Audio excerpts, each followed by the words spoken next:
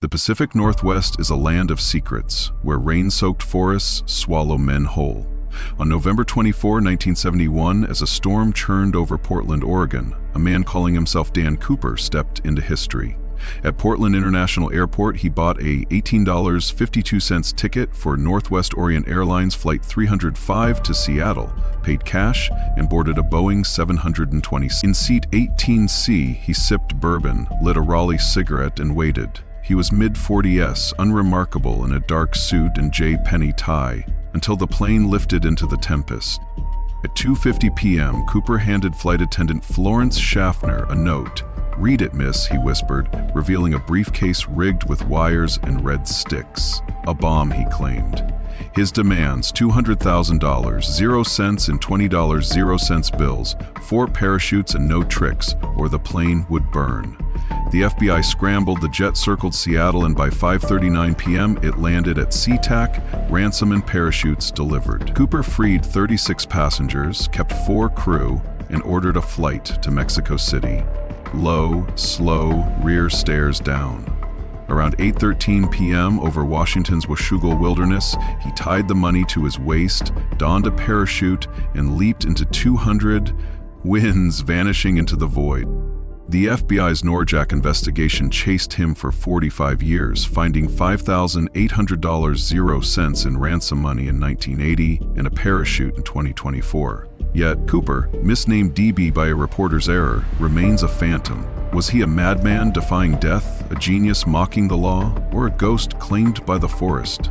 Picture this: a man falling through a storm, the wilderness waiting to consume him. This skyjacker's shadow grips you, doesn't it? Hit subscribe to join our true crime hunt for DB Cooper. Like and share to spread this chilling tale. Comment: did Cooper outsmart the FBI or die in the storm? Let's plunge into the Pacific Northwest's darkest void.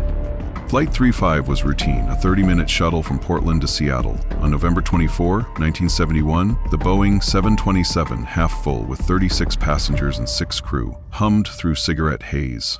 Dan Cooper in seat 18C was polite, tipping Schaffner $2 0 cents for his bourbon and soda. At 2:50 p.m., he passed her a note printed in felt tip. "I have a bomb. Sit beside me." Showing a briefcase with wires and red sticks, he demanded $200, 0 cents and $20 0 cents bills, 4 parachutes, 2 primary, 2 reserve, and a refuel jet, or this plane goes up in smoke. Schaffner, 28, alerted Captain William Scott, who radioed Seattle. Cooper's precision was eerie. He knew the 727's rear air stair could deploy in flight, demanded 10 feet altitude, 200 mph speed, and 15-degree flaps, perfect for a parachute jump. He even specified random $20 0 cents bills, unmarked. The FBI, led by Agent Ralph Himmelsbach, gathered $200 0 cents 10 notes, photographed for serial numbers, weighing 21 pounds, and 4 parachutes, including a sewn-shut reserve chute, a potential death trap. At 5:39 p.m., the jet landed at SeaTac, snipers hidden in the rain. Cooper, now in sunglasses, released the passengers, unaware of the siege, and kept Scott, co-pilot Bill Radichuk, engineer Harold Anderson, and attendant Tina Mucklow. After refueling, the plane lifted off at 7:36 p.m., bound for Reno, then Mexico City. Cooper retreated to the rear, lowering the air stair. At 8:13 p.m., a cockpit light flashed. The stairs bounced, signaling his jump, likely near Ariel, Washington, into a freezing 200 cubic storm. Was Cooper a skydiver taunting fate, or a man already dead? This hijacks Pulse Races, right? Smash like and subscribe for every Cooper secret. Share to unravel this skyjacking. Comment: was Cooper a mastermind or a fool lost to the storm? Your theory lights the void. Let's chase this ghost deeper into the wild. The FBI's Norjack investigation began before Cooper hit the ground. By November 25, 1971, 1,000 soldiers, FBI agents, and volunteers combed southwestern Washington's wilderness, 200 square miles of cliffs, rivers, and Douglas firs near Ariel, north of the Columbia River. Helicopters buzzed, An SR-71 Blackbird scanned from 80 feet, but the storm, 200 winds, sub-zero cold, zero visibility, erased tracks. No parachute, no body, no money, surfaced. The 727 searched in Reno held clues. 66 fingerprints, unmatched, 8 cigarette butts, and Cooper's black JCPenney tie, later yielding partial DNA. In 1980, a boy, Brian Ingram, found $5,800.00 in decaying $20.00 bills at Tena Bar, a Columbia River beach 20 miles from Ariel. Serial numbers matched Cooper's ransom, but the find, buried 12 inches deep 100 miles from the Washougal River, defied logic. Did the money drift via tributaries, or was it planted? The FBI's drop zone, based on the 727's flight path, centered on Ariel, but Tena Bar suggested a miscalculation.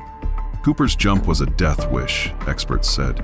His military surplus parachute, non-steerable, and the sewn-shut reserve chute offered little control. Wearing only a suit and loafers, he faced hypothermia in 70-foot pines. Yet no remains emerged, unlike other jumpers. 5 1972 copycat hijackings, all surviving, forced the FBI to wonder, did Cooper know the terrain? The wilderness kept its silence. Was Cooper buried in its depths or laughing from a hideout? This forced grip is chilling, isn't it? Like and subscribe to uncover every Cooper clue. Share to chase his shadow. Comment, is Cooper lost forever in the wild, or did he escape? Was Tena Bar a fluke? Your theory cuts the fog. Let's keep hunting the void. The FBI vetted 800 suspects, but none wore Cooper's face with certainty. Richard Floyd McCoy Jr., a Vietnam vet and skydiver, led the pack. On April 7, 1972, he hijacked United Flight 855, demanding $500.00 and parachuting over Utah. Caught via fingerprints, he died in a 1974 shootout. His resemblance to Cooper's sketch and skydiving prowess fueled suspicion. In 2024, his children Shantae and Rick offered a North Carolina parachute and logbook, placing McCoy near Portland in 1971, Cowboy State Daily. The FBI testing DNA remains silent. The Guardian. William J. Smith, a New Jersey chemical worker, emerged in 2018 via researcher Mary Jean Fryer. Smith, a WR Navy vet with aviation knowledge, matched Cooper's description and died in 1976. His obituaries, Cryptic, adventurous spirit, and financial struggles post-1971 intrigued sleuths. The Independent. Barbara Dayton, a trans woman and pilot, confessed in 1979 to being Cooper, citing her 727 expertise and Seattle ties. Her 5'8" frame and later recantation weakened her case. Wikipedia. Others, LDD Cooper, Dwayne Weber, Kenneth Christensen, faded under scrutiny. DNA from Cooper's tie extracted in 2001 and fingerprints cleared most, but the McCoy evidence stirs hope. Was Cooper among them, or a nobody still hidden? These faces haunt you, don't they? Like and subscribe to probe every Cooper shadow. Share to honor this mystery. Comment, was Cooper McCoy, Dayton, or someone else? Does the parachute hold the key? Your theory cuts deep. Stay with us, the void beckons. Norjack was the FBI's white whale. By December 1971, 1,000 troops and 200 agents scoured Washington's wilderness, chasing a ghost. The flight path plotted via radar pinned Cooper's jump to Ariel near Lake Merwin, but Tena Bar's 1980 money find, 20 miles away, exposed flaws. Agent Himmelsbach admitted to the Seattle Times in 1980, "We may have misjudged the drop zone. A western flight path 7 miles west could explain Tena Bar, but radar data never confirmed it." Biography.com. The 727's evidence was mishandled. Fingerprints unmatched, sat untested against later suspects. Cigarette butts collected in Reno were lost by 1973 per FBI Go. The tie's partial DNA, extracted in 2001, was too degraded for ancestry tracing, and 2023 efforts by Eric Ulis to access its spindle stalled in court. The Independent. Titanium and stainless steel particles on the tie found in 2017 pointed to aerospace work, possibly Boeing, but led nowhere. 6 taunting letters sent to newspapers from 197111972 offered clues. 2, released in 2009, knew unpublished details, but codebreakers found no identity. By 2016, Norjack closed, resources drained, though the FBI accepts new leads, like the 2024 McCoy parachute. Did the Bureau chase shadows or let Cooper slip away? This failure stings, doesn't it? Like and subscribe to chase every Norjack misstep. Share to keep Cooper's trail alive. Comment, did the FBI botch the hunt, or was Cooper too clever? Is the tie the answer? Your voice matters. Let's unravel the void's truth. The 1970s were a crucible. Vietnam's scars, Watergate's lies, and stagflation's bite. Cooper, born of this unrest, became a middle finger to authority. The New York Times called him a daring bandit. Bars sold D.B. Cooper shots. Songs like Chuck Woolery's 1972 D.B. Cooper, Where Are You? And Ariel's annual Cooper Days, launched in 1974, cemented his myth. CNN, Netflix's D.B. Cooper, Where Are You? And CooperCon keep the fire burning. But Cooper's shadow darkened aviation. His hijacking exposed the 727's air-stair flaw, leading to Cooper vanes by 1972, locking stairs in flight. Baggage checks and metal detectors, standard by 1973, were his legacy, history. Flight attendant Tina Mucklow, traumatized, told The Independent in 2022, "He terrified us. He's no folk hero." The crew's fear, erased by the myth, lingers. Cooper's $200,000, 0 cents, worth $1,300,000, 0 cents today, vanished. Save 10 bars, $5.80. Was he a rebel who won, or a fool the wilderness claimed? This myth pulls you, doesn't it? Like and subscribe to follow Cooper's legend. Share to honor this enigma. Comment, was Cooper a rebel hero or a fool who died? Did the crew's fear outweigh his fame? Your theory keeps this alive. The void's end nears. Stay with us. In 2024, the McCoy family reignited Norjack. Shantae and Rick McCoy III, after their mother's 2020 death, contacted YouTuber Dan Greider.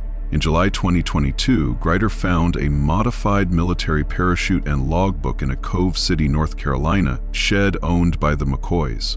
The parachute's alterations matched McCoy's 1972 hijacking rig, and the logbook placed him near Portland in 1971, Cowboy State Daily. Greider told The Guardian, "This is Cooper's chute, no question." In September 2023, the FBI took the evidence, testing DNA against Cooper's tie sample. Rick McCoy provided his own DNA, but by April 2025, no results surfaced, The Independent. The find bolsters McCoy's case, his skydiving skill, Cooper's sketch resemblance, but the FBI's 1972 dismissal and the logbook's ambiguity linger. Titanium particles on Cooper's tie, tied to Boeing subcontractors, hint at another suspect entirely. The void holds tight. Did McCoy close the case or deepen its shadows? This parachute stirs you, doesn't it? Like and subscribe to track every Cooper twist. Share to keep this void alive. Comment, did McCoy solve it, or is Cooper still out there? Will the tie secrets crack it? Your theory matters. The final chapter awaits. Stay with us. D.B. Cooper is the void's own son, birthed in a storm and claimed by the wild. On November 24, 1971, he hijacked Flight 35, danced with death, and vanished. Tenebar's money, the tie's titanium, the McCoy parachute. They're crumbs in a labyrinth. Tina Mucklow, now in her 70s, carries the scar, her 2022 plea he was no hero, a truth drowned by myth. The 1970s gave Cooper wings. Economic despair, distrust in power, a nation craving rebels. Yet his jump haunts more than his crime. Picture your quiet neighbor, your stranger on a plane. Evil doesn't always roar. Sometimes it parachutes into the night. The Washougal shadows still whisper, and Cooper's still falling. That's Cooper's Void, a ghost uncaught. Subscribe and hit the bell for weekly true crime that claws your soul. Like and share to keep Flight 305's shadow alive. Comment, was Cooper McCoy a worker or a myth? Where's the money? Thanks for watching, and join us next time for another descent into darkness.